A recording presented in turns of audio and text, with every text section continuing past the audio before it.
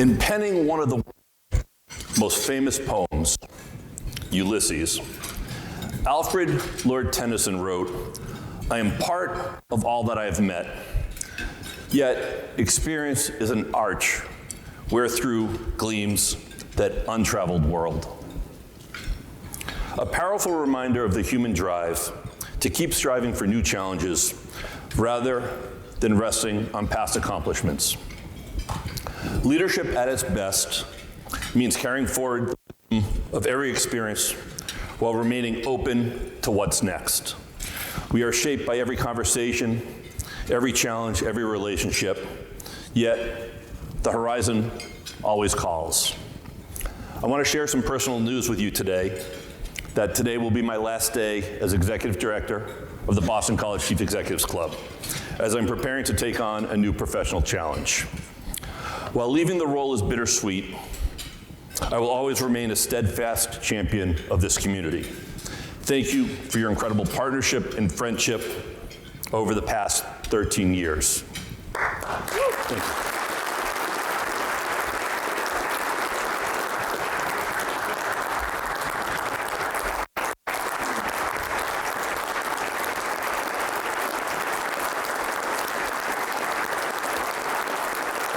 Thank you. Thank you. More importantly, on a deeply personal note, I'd like to acknowledge not only my colleague, but my friend, Lauren.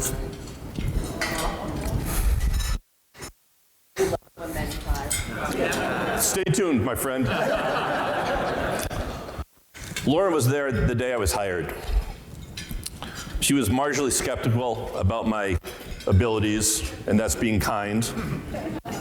Yet she steadfastly helped me. Today it's a partnership. She has played a critical role in virtually every decision made during my tenure.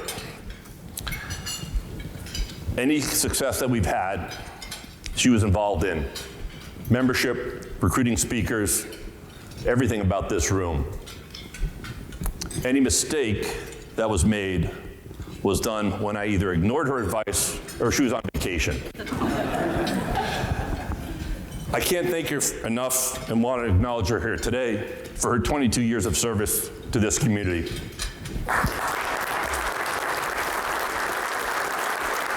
Thank you. Finally, this is our last event of the academic year. This is our home, the Boston Harbor Hotel. These events are not easy. The people make this hotel. The staff that are here today have done a yeoman's effort yet again in ensuring that these things go off smoothly. So please join me in thanking them for their service.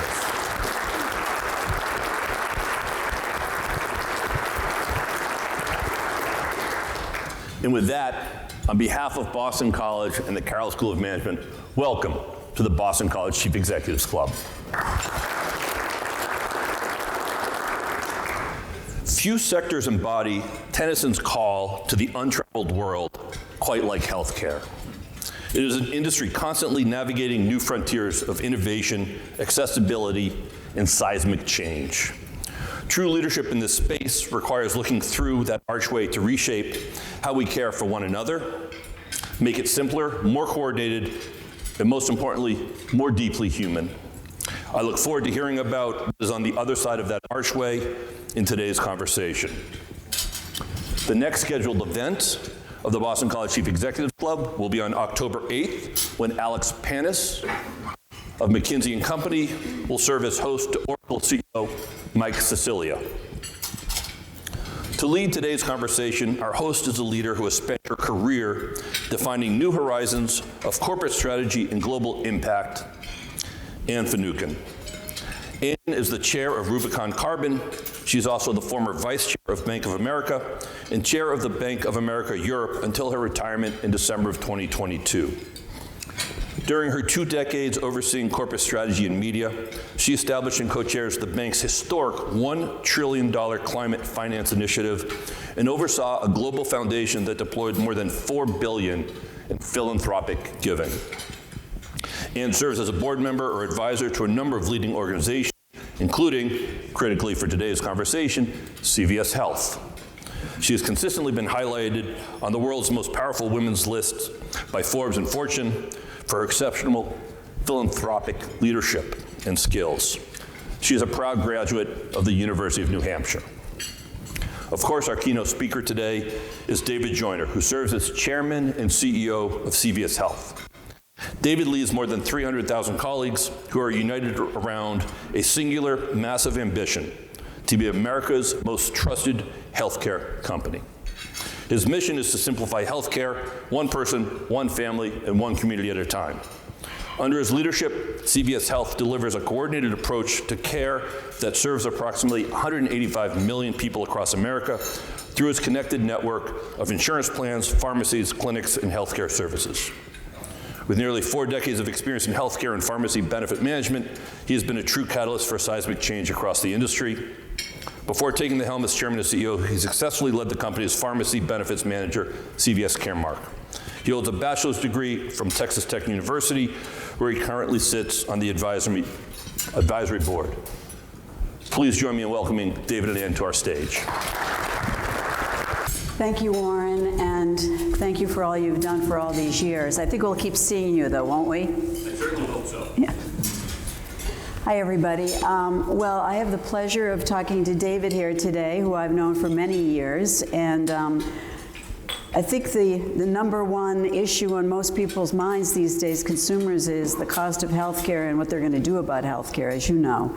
So let's start with, who are you, David, and your 40-year career? Tell us a little bit about that. Yeah, sure, and thanks, Anne, and thanks, Warren. As a for-profit, publicly based healthcare company, I'm not sure the last time I had a standing ovation. So Warren, well done. Don't count on it today. Exactly. Not exactly the most popular position these days, but I started 40 years ago, right out of college. Took a job with Aetna selling the employee benefits, and I was assigned to Kansas City, which was the very first managed care marketplace for Aetna. And for those that have followed the history of healthcare, it was for the most part what we call indemnity or fee-for-service. You go to the doctor, the insurance company pays what is usual and customary. There really wasn't any organization around networks and the like. And so I joined 40 years ago at a time when people felt like healthcare costs were out of control. It was 10% of the GDP. There's probably $500 billion to spend. And then we've all tried to work on new models, new ways, and so that was the PPO during the mid-'80s, and ultimately, it has merged into the healthcare system that we see today. So, with all the attempts to solve healthcare, we're now at a $5.2 trillion healthcare spend and 18% of the GDP. So I would argue at least the things that we've done in the past haven't been as successful as I would hope, and that's part of how I'm thinking about the organization as it is today. We've got a unique position in the organization, or at least in this country, in that we're marrying up what I see as the largest consumer healthcare company with CVS Pharmacy and the clinics that we're running against the largest, one of the largest financial services, which is the insurance companies and the PBM. So we take this combination of people trying to help finance healthcare with those that are actually trying to deliver health care. And if we do this right, it gets back to what Warren mentioned, which I'm trying to create a trusted relationship with the consumer, and we're obviously trying to find ways in which to simplify how people access and how they pay for health care in this country. So it's a tall ambition, but if you look at the 185 million people that we serve, we're somewhat unique because there is a bit of a halo with the CVS brand that does create that trust for us to earn the right to be able to engage the members and or consumers differently. So you're trying to do things a little bit differently. I mean, we all know CVS for the drugstore that it is, the pharmacy that it is, and the stuff that we do in the front of the store, whether it's buying makeup or picking up Cheetos, something. That would never admit to anybody else except here on stage today. But Aetna was a big deal for CVS. That was just a game changer for us. I serve on the board, so I can say for us. Yeah. And the PBM is the thing that people don't understand. So can you just sort of explain to people what a pharmacy benefit manager is and why anyone would need it? Yeah. Let me maybe dispel, the first myth about the PBM is that we don't set drug prices in this country. We actually manage the drug cost on behalf of the payers, and I think historically the PBMs have done a really nice job. They organize and administer the benefit on behalf of employers. Many of you in this room will obviously use a PBM. So you want to make sure you're facilitating and creating the pharmacy benefit for your workforce. And then on the other side, you're asking the PBM to manage the cost for pharmacy. And so that is where most of the contention and most of the energy around the PBM model exists. And so if you look back probably from 2010 to 18 or 19, there was this massive generic wave. A lot of new generic drugs are coming to the market. We're now at 90% dispensing of generics in the country. So it's a little known fact that while it's 90% of the utilization, it's only 10% of the cost. So the PBMs were an active part of driving one of the highest generic dispensing rates around the world, and we also have brought, through our supply chain and negotiating efforts, the lowest cost of generics anywhere in the world. So this country has the benefit of a very efficient drug supply chain around generic drugs. It's deflationary. The average consumer pays less than $7 out of pocket. Now the issue is the last 10% of the drugs are brands, and those brands represent 90% of all the cost of pharmaceuticals. And so that is where all the energy is, and so when you look at how we pay for brands in this country, we probably pay 3 to 4 times more than the rest of the world. And so there is obviously a lot of pressure on who's responsible for the pricing of that last 10%. And it's our job is to negotiate and create competition. And because of the complexity around how the benefit designs work, if you have 10 employers, you're probably covering your benefits 10 different ways. And so there's not a consistent experience about what people pay for their medication. Some have high deductibles, some have co-pays. And so it's that complexity of how the drugs are actually financed and how it's actually exposed to the consumer is the job that we need to do a much better job of actually improving and focusing on the consumer, which is where I go back to the model that we built. I think being in the pharmacy business helps educate and engage the consumer. I think we start to provide options to be able to save money, and ultimately the question is going to be, well, with every new drug that's being introduced being priced at $350,000, the right price to pay. And I think that's from a society standpoint where we're going to have to solve, and ultimately the PBMs are playing an active role in that. Yeah, but you buried the lead a little bit. Why are we 3 or 4 times more what other countries pay? Yeah, well, the easy answer is we choose to cover every drug once it's approved by the FDA, and other countries don't work that way. If you're a single payer, whether it be in Canada or the UK, they decide whether or not a drug is going to be available in their country, and they establish the price. So they basically say, based off the comparative effectiveness of alternatives in the market and or what they're willing to pay for that medication, that's generally how prices are negotiated around the world. And here, it's the private sector. As the role of the PBM is to negotiate that last 10%. And where the market's going, obviously, is Medicare for the first time has now negotiated the first 10 drugs.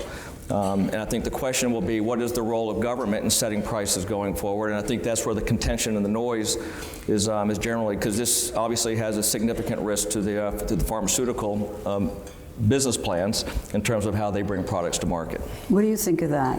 What do you think of the government doing that? I think at this point, and we've been public about this, the first 10 drugs the government negotiated was $1 billion, on our book, was $1 billion less aggressive than the contracts we already had in place. And they had a bunch of drugs that were already going generics or into the biosimilar marketplace. So I would say that we probably negotiated the wrong 10 drugs, but that's how the structure of the negotiations were put in place. What we should be focusing on is the drugs in categories that don't have competition, because that's where you have very little discounting and or the opportunity just to influence the price, because without competition, the manufacturers can set the price at will, and it's ultimately comes at the expense of all of us having to share in the subsidy or the funding of those drugs. So I would say that's where I think the energy should be. It's where we've been leaning in pretty heavily with the administration on, let's figure out how we can continue to evolve the way in which we want the government's role to play in setting drug prices. Speaking of drugs, and one that seems to be on everyone's mind and hips is the GLPs. Yeah. How's that going? We've made some changes, and apparently it can cure everything, so Yeah. we should all be on them. Yeah. Obviously, the topic of the last couple of years, and GLP-1s really they're focusing on two categories. One is for diabetes. That's where the vast majority of the spend is in our current customers that we serve, because it's covered. We know it treats diabetes effectively, and we negotiate, appropriately the discounts for those therapies. The obesity is different because up until this point, the government has not opened up obesity as a covered condition. Obviously, they're experimenting with the demonstration project in order to cover that for the Medicare population. But many of you in this room, if you're an employer, I'd say today only 40 to 45% of the employers that we cover also cover the obesity version of the product. And so what you have is a lot of confusion over how the drug is going to be covered. Is it not covered? Do they have to go into the cash marketplace, or do they actually look to their employer to provide access to it? So this, where I would say right now the next kind of issues is playing out is whether or not this remains a cash and off-benefit product for obesity, and if it does, then this is where you're beginning to see a lot of the new consumer platforms to serve that marketplace. And CVS happens to be the largest direct-to-consumer platform in the market, so we feel really good about being able to serve that consumer with those needs, but it means it has a very different way in which you negotiate and provide value. On the flip side of it, I think the employers, we made a decision on the obesity category, and if I could just spend just a second on how the manufacturer pricing strategy works. They have a lower price, and we have deeper discounts for the diabetes version than there are for the obesity version. The exact same drug molecule. But the pricing strategy that the manufacturer is deploying is saying, I'm going to charge more because I want to have as open access as I can, and ultimately we believe that the marketplace would pay a premium. Well, I don't think that's the case. That's why you see more employers backing off of the obesity coverage, because it's just reached a price point and or a cost that's not affordable. And so we actually created the competition. We removed one of the products a year ago, and we were able, through that year process, we just announced that we're adding it back on for October 1st. But we were able to get another 10 to 15% savings off the category, because our view is that you can't discriminate against those with obesity versus diabetes when it's the exact same chemical, the exact same product. So it's this irrational pricing market that we're trying to address and trying to be a big part of. And I feel really good about the fact that we're making progress to make these drugs more affordable to people that you need. And to your point, this is one where everybody expects, that it should be readily available. And the question is at what price? And are we actually changing behavior and engaging people in the weight loss programs in addition to being on the medication? But are we changing it so, not that I would know personally, but I do know that Wegovy was like half price. Yeah. I mean, you negotiated that. Yep. Now you've been able to negotiate one other. Zepbound. Zepbound. Yep. So it may not be affordable per se, but it's half the price it was. Yeah. More people are buying it, right? That's right. So Fewer insurers or fewer companies are covering it, but it is less, half the price. What kind of pickup is this getting? Well, I think ultimately people are looking for, do I actually have the cost takeout on the other side? And that's the question that has been answered. So when you are on these medications, the list price is $1,400. We're trying to negotiate off that list price. And so is the right number 500? Is the right number 300? Is the right number 200? At some point, there's going to be a threshold that says, if I'm actually spending $200, $250 for the drug, am I getting $200 or $250 of value back in reduced healthcare spend? And when they're enrolled in weight management programs... I assure you, no woman is thinking it that way. This is if you're paying for health care in this country, you have to run that model. But I completely agree. There is portions of the population that they expect to have access and expect it to be paid for. But that's, again, gets back to, you want to make sure that the price point is set so that you're getting the appropriate return on your investment. Okay, so related to that is in insurance, health insurance, Aetna, and every insurance company.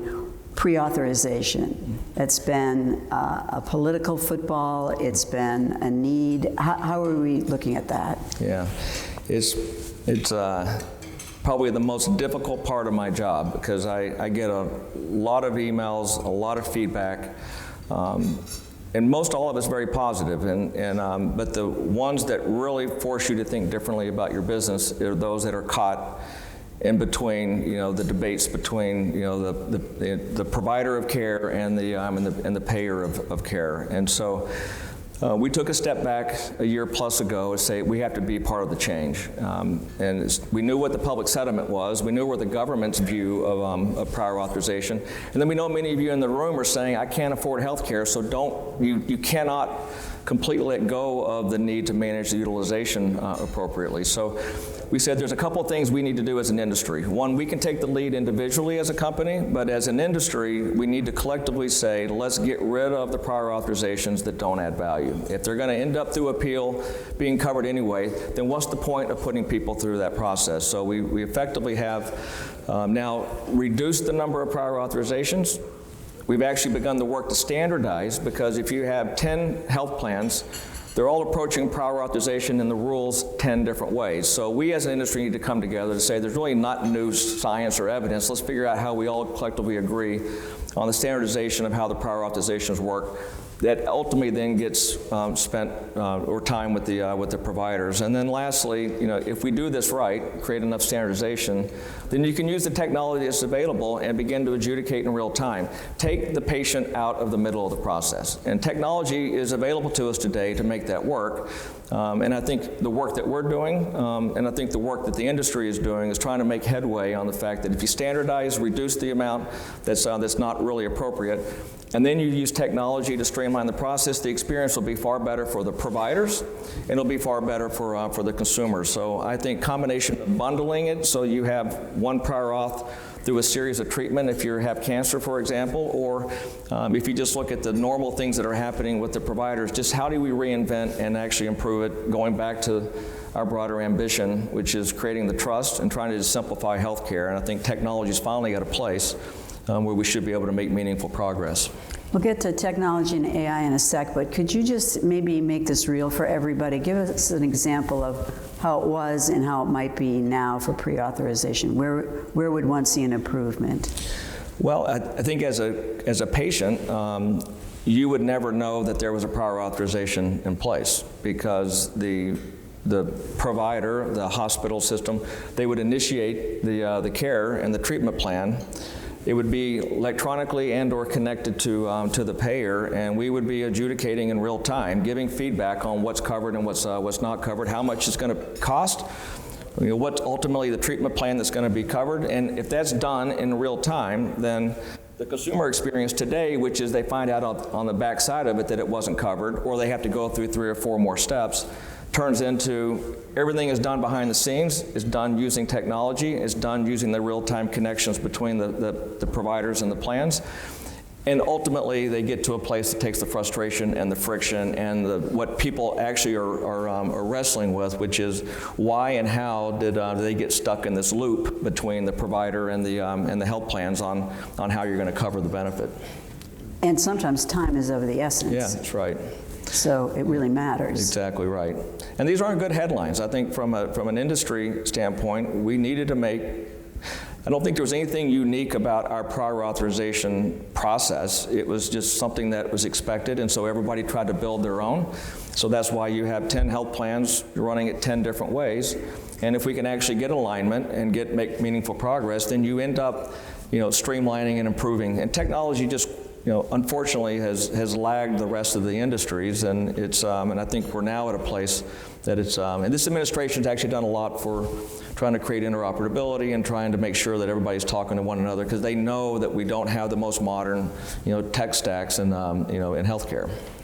So reducing the bureaucracy and improving the technology. So let's go on from there to what role is technology and AI playing in healthcare in general, and then specifically for the CVS system?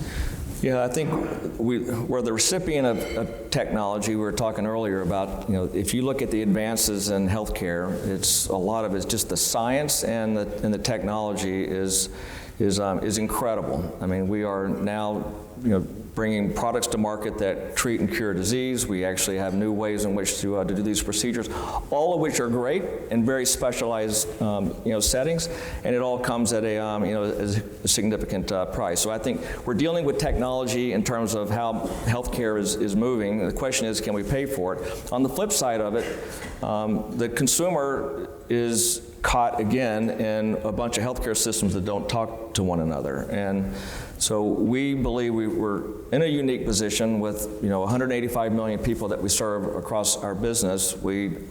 Pharmacy is the most utilized healthcare service in the industry. So as a result, we probably are talking to and or engaging with consumers more often than anybody else in the system. We also have the highest digital engagement rate with the consumer because of their trust, their relationship, and the transaction that happens in the pharmacy. So our bet is that you're going to have two things that are happening. One is the government's working really hard to create interoperability standards. So it means that my pharmacy can speak with that provider and or that health plan, and ultimately all the data is going to be in an open and shared setting, so that way you get an easier transfer of how the data is. So as opposed to going to 3 different doctors and having 3 different medical records, we're trying to consolidate, collapse everything into one personal health record, and that ultimately will then become an opportunity for us to start organizing the activities or the things for the consumer. So you have interoperability that's working, and then you have the overlay of AI, and I think we're really at this inflection point that healthcare has been woefully deficient and behind in technology, and I think over the next several years you're going to see healthcare leapfrog and how technology is going to enable a lot of different things that will work more efficient and will work for the consumer. If you keep in mind, my whole history was growing up on the payer side of the house. It was the Aetna Insurance or the Caremark. I spent the last 15, 20 years with learning about the CVS retail, and we really have never built systems for the consumer. And the reality is our pharmacies work on behalf of the consumer, but we always deal kind of at the macro payer levels about what we're trying to do to manage healthcare costs, and the consumer has not been front and center. And I think now with technology and the way it's advancing, I think the consumer is about to now have a lot more availability to the information and the tools to be able to make more informed decisions. And if we actually get them more engaged in their healthcare decisions, which has been one of the challenges in healthcare, then ultimately we believe that we can improve outcomes. So this is Health 100. This is Health 100. So maybe explain as a consumer what Health 100 is intended to do ultimately. So the idea is that we are building our digital experiences best in class for Aetna, for Caremark, for our retail pharmacy business and our clinic business. And so the idea is to say, let's create this super app, and it's the opportunity for us to collapse all the ways in which we want to interact with the consumer. So I think on average, most consumers have probably 6 to 7 healthcare apps on their phone today. None of which are probably being used, as a matter of routine. So the idea is to collapse everything into one app, connect all the other disparate pieces of healthcare, and so if you organize it right, then we become kind of the engagement engine. So CVS will become the gateway for us into all the other services that others in the marketplace are looking for. So whether you have somebody that's separately managing your musculoskeletal area or your behavioral health, everybody's trying to figure out how they specialize in one particular condition, and it's really frustrating and confusing for most of the consumers. So the idea now is start collapsing all of those things, and you present the information to the consumer or to the patient, at that right time, which we believe that they're most likely to be engaged, and we think we've earned the right to do that because of the way in which we're currently serving the consumer within our retail stores. But it's not a closed box. I mean, That's right. It's not just CVS products, right? Yeah. So the idea is it will start with what we're doing inside of our own ecosystem, but it won't work if it's just our ecosystem. And it gets back to this interoperability. So we've got to be able to either partner and or bring in others across the system. So we'll see more pharmacy chains come into the mix. We'll see potential other health plans, other PBMs, and ultimately the idea is that the control and the closed nature of healthcare data is going away. And so we've embraced the fact that we're moving into an open platform. We want to bring everybody into the mix. And we think, again, the fact that we have a consumer healthcare asset in the CVS pharmacy and our clinics, affords us an opportunity to bring value to everybody else across the healthcare system. So let's talk about the healthcare system a little bit more broadly. There has been so much difficulty in all parts of healthcare. The hospitals are under duress, insurance companies, pharmacies, pharma itself says that they are as well, and Medicaid, Medicare, and just to get access to healthcare is difficult. And CVS has moved into more primary care. I know that has both been embraced by some and contested by others. Can you talk a little bit about how you see it, and maybe also what we're trying to do with MGB? Yeah. So I would say, and it's really acute here in Massachusetts, is I think if you look at where we're spending our dollars, it's not in primary care. In fact, it's been starved over the last few decades, and there's not even growth, people coming into primary care. So we have to solve that problem as a country, because if we let everybody go to the emergency room for basic primary care services, or if you let everybody go to the specialist before they actually focus on the baseline with the primary care, then it just makes healthcare that much more expensive. So we've got a couple of different ways in which we're looking at primary care. The first is our pharmacists. I keep talking about the role of the pharmacists, but we have 30,000 pharmacists that work in our stores, and today they're being, they get paid and reimbursed by the ingredient costs, what they buy and they sell the drug for. The entire business model is based off of the margin of dispensing the medications. I believe that there's another way in which we can provide value with providers in the marketplace. So COVID was really good in terms of opening up a new way of thinking about the retail pharmacists. Before then, they did some vaccines, but not a lot. So now if you look, most people go to their retail pharmacies for vaccinations today. So that's been a change over the last 5 years. Here in Massachusetts, we're able to both prescribe and dispense the hormonal contraceptives. So there's an opportunity for them to be in the place where that there's an appropriate, safe and quality care delivery model that the pharmacists can play another role. And I think they can also add value in basic primary care services in managing some of their chronic conditions. Again, the most accessible, the most convenient, and a trusted provider. It's just not where the payment models are, and this is what we're working hard to solve for. And then I think the last thing on the pharmacy is we're going into markets that are underserved. We've got a Roxbury pharmacy, so CVS is the big box with the big front store, but in some of the really more challenging markets where you're seeing either healthcare deserts or pharmacy deserts, we're beginning to introduce new small concepts. We call them community pharmacies. They don't really have a front store, but it's a pharmacist and a clinician. And in some of the more challenged neighborhoods, so Roxbury will be our first smaller format store that we'll have here in Massachusetts. And it's an area today that we've seen, for the most part, an exodus of healthcare providers in those communities. So we think there's a role, and again, extending the provider access. The second thing is MinuteClinic, and this is the MGB topic. We have 900 MinuteClinics across the country. They're embedded inside of our stores. They're led by nurse practitioners, and they provide, I think, a really convenient and accessible benefit for, traditionally been the cough, cold, flu season. We're extending that model into primary care, and so in order to do that, you need to have relationships with providers in town, and so MGB happens to be our provider here in Massachusetts. And then there's this question about, this is probably the most challenged primary care market in the country. It takes you probably twice as long to access a primary care provider than it does in other parts of the country. And so you need more access to primary care. So we're basically trying to meet a need in a marketplace, and the challenge, or at least the pushback, is that it's going to add cost. And I've never known in my entire 40-year career where access to more primary care is going to add cost in the system. Earlier, the whole point of primary care is to have a lower cost model to be able to take care of individuals in a way that you can actually have earlier identification, more management of the condition, and ultimately, if you keep managing, then you don't progress to the need for the high cost specialist and an inpatient need. So So that's the debate that's underway, and I think it's happening in other markets, but it seems to be more so here in this marketplace. But we feel really good about us expanding and kind of meet one of the community needs of making sure that that people don't race to the ER for that service. And then the last part on primary care, I'm long-winded on my answer. Sorry. No, you're good. I just don't want to get the electric shock from Warren. From Warren. I don't see him circling yet.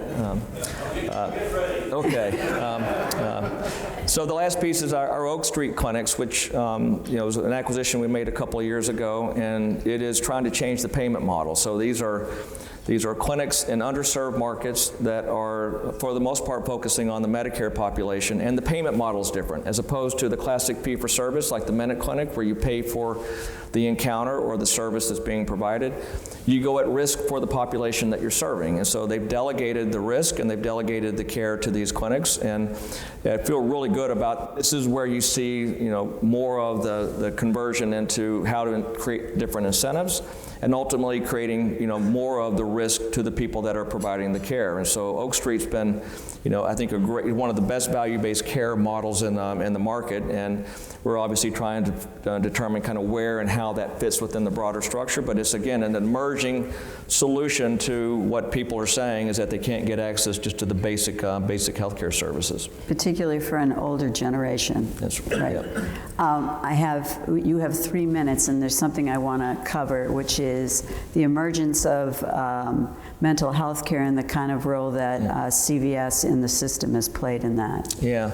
So maybe real quickly on that. I mean, I think post-COVID. You have 3 minutes. You can relax. Okay.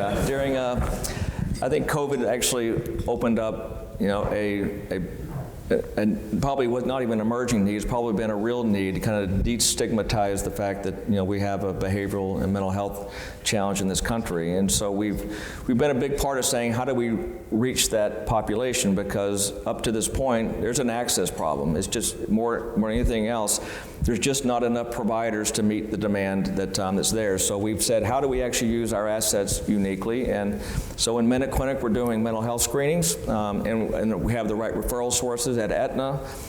We have a large virtual care setting, as well as an on-demand access to a network of providers. So I think we're trying to solve for what has historically been a significant challenge of being able to find providers to get access to service. So I think collectively we're using both our providers as well as our insurance assets to try to connect people with care. So it's like telemedicine. Yeah, it's all virtual telemedicine. And obviously, we connect them to in-person care when necessary. But that's been the unlock in the behavioral health space, is that we've historically said we have to have in-person care. And COVID's done a lot in terms of opening up and getting people to become more receptive to other ways in which to receive care. What kind of response do we get? You must study this. What kind of response are we getting? Yeah, I think it's been great because people are now being able to access care much easier in a much more affordable way.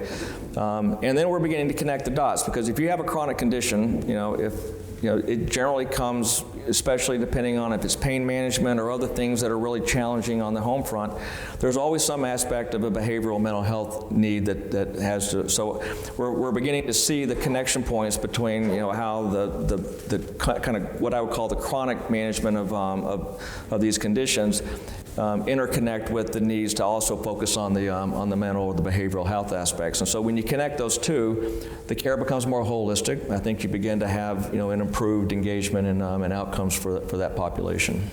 Thank you. I know, Warren, we're gonna go for questions here. And while we're waiting for the questions, just quick, what is the most prescribed drug in the United States? Yeah, well, it's in the statin category, which are, if I go back to the GLP-1 conversation, so the Lipitor, when it came out, we're going to break the bank. Everybody's going to be on a statin, and we can't afford statins in this country. When they came out, the price was between $80 to $110. You compare that to a $1,400 GLP, we're having a very different conversation today, but that same Lipitor today is pennies. We source the product, very effectively, and so I think the analogy is that you kind of look between, 2000 or actually 1997 when that came out to 2026 or 27. It's just the whole dynamic of how brand drugs are priced in this country is very, very different. Thank you. Do we have questions from the room? Thanks. Russell Norris, run our New England Slalom business. First off, thank you. The transparency around the healthcare system and the challenges, I think, resonates with all of us. Certainly, the ideas around needing more care and being more access to it. All the states right now are very focused on rural healthcare as a need there. Are you partnering at all with the states to try to address that? What do you see as opportunities there? Yeah, it's a really good question, and that's obviously that was in return for trying to cut back in other areas, and the rural markets are challenged. I think if you look at the providers in the rural communities, they're challenged, and because we're a national-based plan, we've got to serve the needs of everybody. So we see it probably more acutely because we see the challenges of being able to access care. So we are working with every state. Everybody is building their own proposals for how they were going to get the appropriate funding. But I think the areas, especially around Medicaid and the underserved populations, and introducing some of the virtual care settings that I mentioned earlier, is a big part of how you extend the reach. And so I don't know that anybody has kind of the silver bullet for how the money is going to be deployed, but I think there's a lot of really neat ideas. When you have funding that's available, everybody's trying to make a business case for how they should get the money and how they're going to deploy it. It does create a lot more, incubations of ideas and new ways of thinking about things. Hey, Good Pratt. afternoon, Pratt Wiley. Very loyal CVS customer. Yeah. But I do feel guilty every month as I go and I pick up my prescription. In the back of the store, I'm also picking up Ben & Jerry's in the front of the store. And I'm curious of how you think about, as you're thinking about really transforming CVS as a single source destination, of how you're thinking about lifestyle changes, food deserts, and other ways that you might construct the stores to continue to improve healthy habits for the residents. Yeah, so I think it's a great question, and it's a question that we ask ourselves, every time we talk about where we want to take this company. How can you be a healthcare company and not have the most healthy snacks in the door? So there was a big debate 10 years ago, and I was sitting in the in the executive room about what do we do with cigarettes. So how do you reconcile being a healthcare company and selling cigarettes? And we made the decision to walk away from a $2 billion category and it was great on the other side of it, and that was celebrated that we actually were trying to make the right move. It sent the right signals about the company that we wanted to be. But there was debate about the impact it was going to have on the consumer, because at the end of the day, we're still serving the consumer, and you have to meet them where they are. But there are some things that we realized that we just simply wasn't going to be aligned with the mission of the company, and cigarettes was an easier decision. The food is very different, and you've probably seen in most of the CVS stores, we're trying different formats. We're trying different assortments of how we want to present it. But we used to have all the healthy snacks in the front, trying to make that more of the convenient spur of the moment buy, and people still go get the Doritos or they go get the candy bar, and because that's how the consumer still behaves. So if you don't have it, then you're not serving what the customers are coming into your store for. And I like to say that there's a big connection between the pharmacy and the front store, but there's really not as much as you would think. In markets, probably right here in downtown, people are using our CVS as a store, and they're not there because of the pharmacy. They're there because they need to pick up something for them. So part of this is a convenience buy.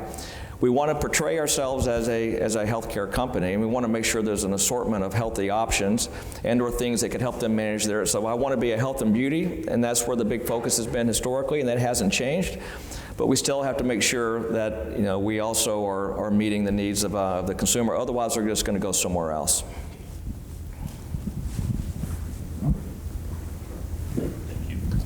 Hi, David. So Robert Abbott.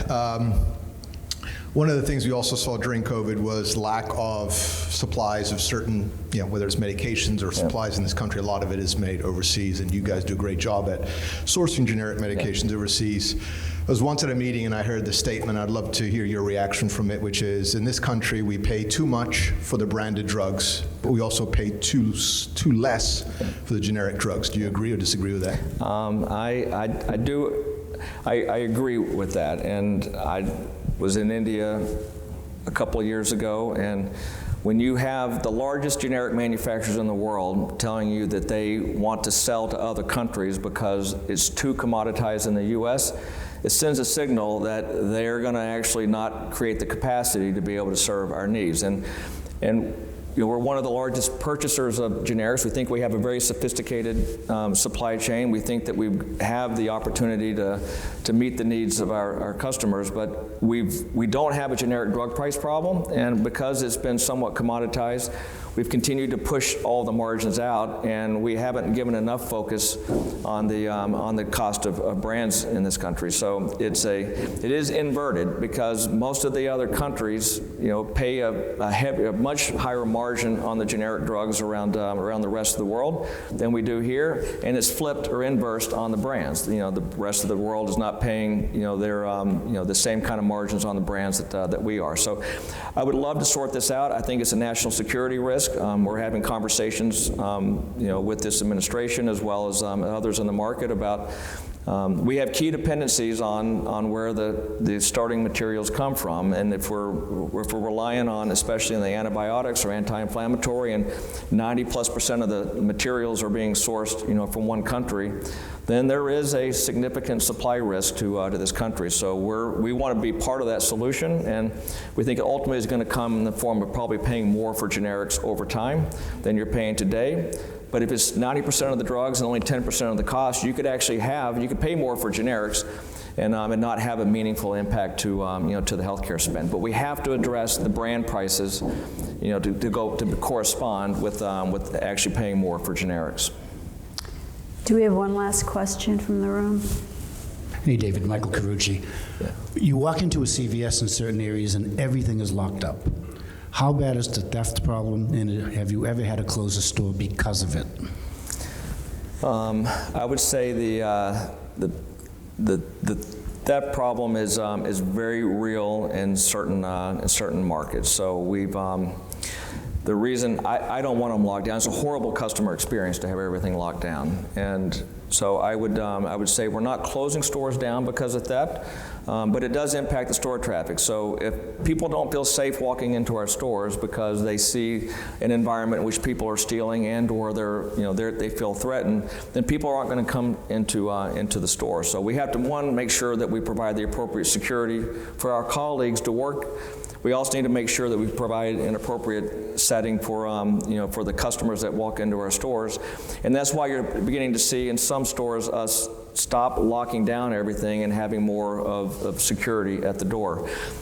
It doesn't fix everything, but it actually does have an impact overall on the shrinkage or the theft rate, and we're working with the local communities because in some markets, I have a congressman or a senator that is close to us in our state, and he says, I want the DC experience to be the same as one in Newport, Rhode Island. Well, it's just not practical, right? Because if we have a 5% theft rate in the DC market, and we have a fraction of a percent in Newport. So we have to make sure the stores are configured to meet what is the needs of that community, and ultimately.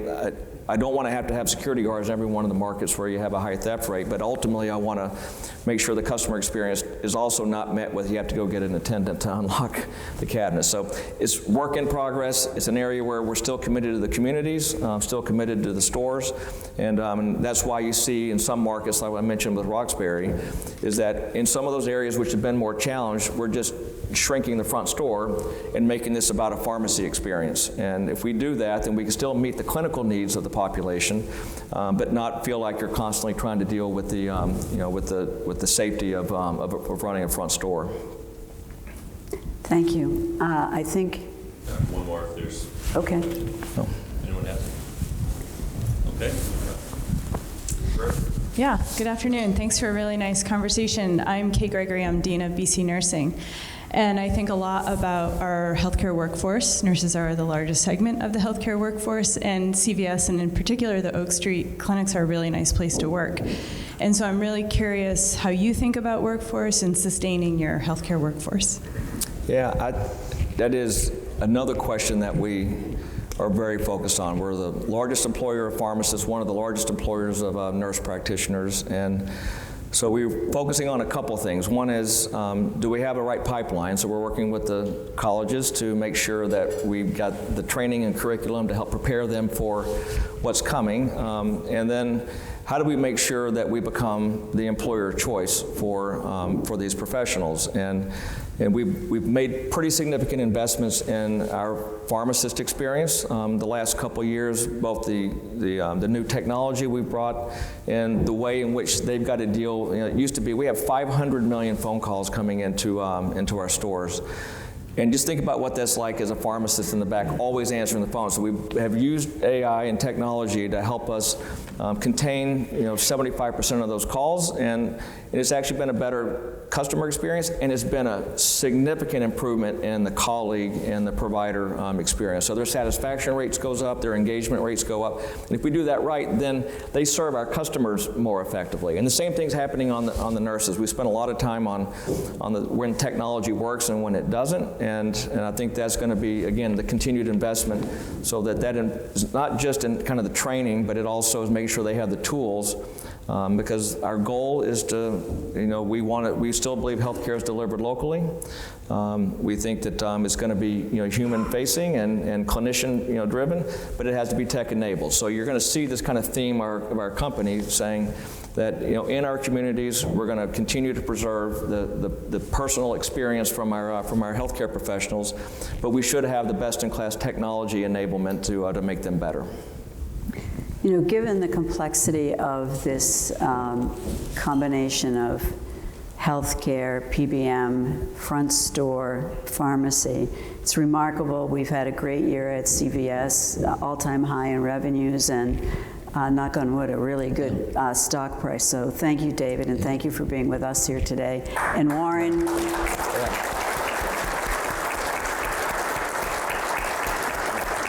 Thank you. A small gift from our friends at Bose. I would be remiss if I didn't thank, we have two former keynote speakers here in the audience today. We have Renee Jones from M&T Bank. We have Robert Ford from Abbott. So deeply appreciative of your continued support of this organization. They also both happen to be on the board of trustees at Boston College, so thank you as well for your support. Mr. Fish as well. On behalf of the Boston College Chief Executives Club, hope you have a fantastic summer. I will look forward to joining you guys in the fall from the back. Have a wonderful time, and thank you, Anne, and thank you, David. All right, Warren, thank you.